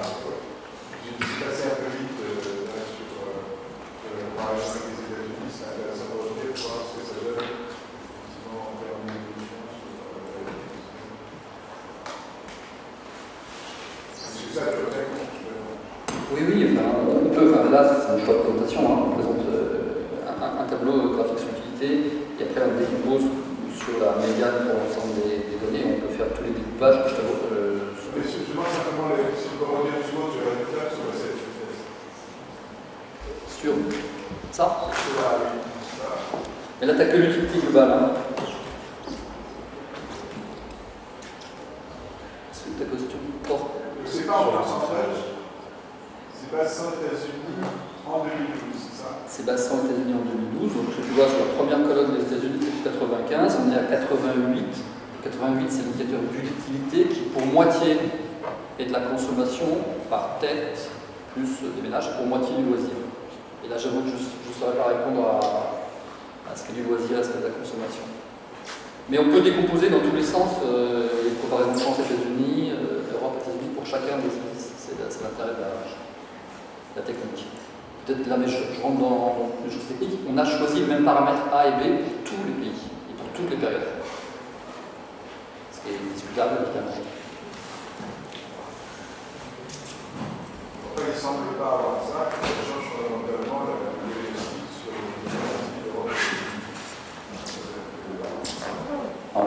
Il y a même un décrochage, si on prend l'Allemagne par exemple, on a su que par rapport à 95, on a un décrochage.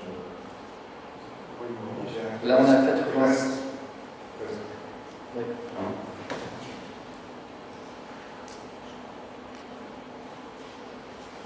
Si je peux me permettre, par rapport au PIB, du coup, en PIB, par exemple, si on a mis ça pareil avec le PIB, la France, elle sera à 70 en fait. Donc c'est beaucoup plus rapproché en fait. On est des États-Unis.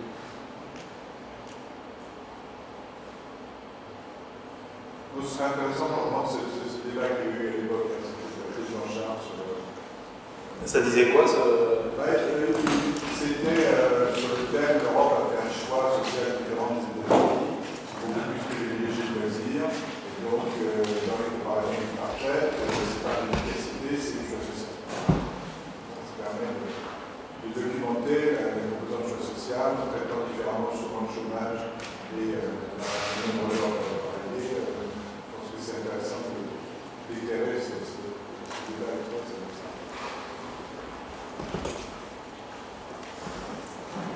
Sur le loisir, moi je suis curieux de savoir comment ça se matérialise, comment ça se met en chiffres. Ta préférence? Alors, on a besoin de faire je vais montrer des choses un tout petit peu techniques. On a besoin de faire ce qu'on observe, c'est la durée du travail. Quand je dis on observe la durée du travail, tous les spécialistes de de la durée de travail qui pourrait être dans la salle commencerait à sauter en l'air en disant on mesure mal, enfin on l'observe, et dans une année donnée, on va donc être amené à dire que le loisir, ce n'est pas du travail, une fois qu'on a défini ce qui n'était pas du temps complètement contraint de la vie. Il y a tant d'heures par jour qui sont disponibles, et donc ça fait tant d'heures par an qui sont disponibles pour le travail ou pour le loisir.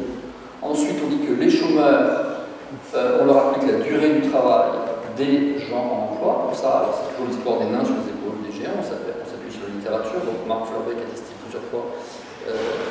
Et alors, je sais plus simplement, Gaulier, on avait fait une publication dans la revue CEPI, plus dans une revue scandinave, sur la même hypothèse, hein, dire le chômeur, c'est quelqu'un qui recherche activement un emploi et qui n'est pas en loisir, donc on lui applique les mêmes choses. Et la dernière chose qu'on fait, c'est qu'on fait, parce que dans cette histoire-là, on a toujours des histoires sur qui est actif, qui n'est pas actif, et on suppose que les femmes ont le même taux d'activité que les hommes, pour faire le calcul, ils supposent que les femmes à la maison, elles sont actives au travail domestique, comme les hommes ou les femmes qui seraient en emploi. Compte tenu de tout ça, vous voyez qu'il y a quand même pas mal d'hypothèses, on arrive à définir un temps de loisir. Je crois que je n'ai pas oublié de choses. Question? Non? Eh bien écoutez, merci. Ah, monsieur, allez, dernière question. Peut-être sur le choix des paramètres et la sensibilité des résultats. Sur ce choix. Alors, sur le choix, bon, on prend des paramètres, les paramètres A et B en particulier, on prend ce qu'on observe sur la moyenne de l'échantillon, sur l'ensemble des périodes, sur l'ensemble des pays. C'est la technique habituelle dans ce genre de cas, calcul de telle manière. Évidemment, c'est supposé que dans les pays, c'est les mêmes fonctions d'utilité, dans les années, c'est les mêmes fonctions d'utilité. Ce qui nous semble une hypothèse raisonnable pour commencer à travailler. Si tout vient des écarts de préférence, nous, on n'a plus grand-chose à dire. Voilà, s'il y a des côtés où les gens ils ont plus de préférence pour loisir, d'autres ils en ont moins, je pense qu'on n'a plus grand-chose à dire. Donc, je ne sais pas comment cette remarque se reboucle avec la question précédente, mais en tout cas, on fait cette hypothèse. Après, le chiffre lui-même, A plus B vaut 0,45, donc 1 moins A plus B vaut 0,55, on fait bouger pour voir, on fait quelques petits exercices, mais de fait, ça change assez peu de choses parce qu'à la fin, ça change assez peu de choses sur le résultat que j'ai présenté, donc pas ce graphique-là, mais le tableau, parce que là, on est sur la médiane des évolutions. Donc, sur la médiane des évolutions, il y a quand même une bonne raison d'avoir une grande robustesse des résultats. Donc, je dirais, les résultats que nous avons présentés là sont robustes à des choix raisonnables sur les valeurs de paramètres. Bien, merci Jean. Tu n'as pas des comparaisons pour la France? Mais j'ai tout ce que... Tu n'as pas une slide faite? Ah non, j'ai tout fait. On a tout à la maison. Je ne crois pas, Mickaël, on a tout sur... On a le texte qu'on pourrait... On a un texte. Mais... Vous avez des séries ouais. Tous les pays pour tous les ans. Dit-il avec gourmandise. Merci beaucoup à tous les quatre, Cédric Cournier, Christine Leclin, Claudia Sénic, Pierre Rack. Ne bougez pas, puisque, comme Pierre Rack vous l'a dit à plusieurs reprises, il y a maintenant un atelier pour aller un peu plus loin dans les détails. Merci de votre attention.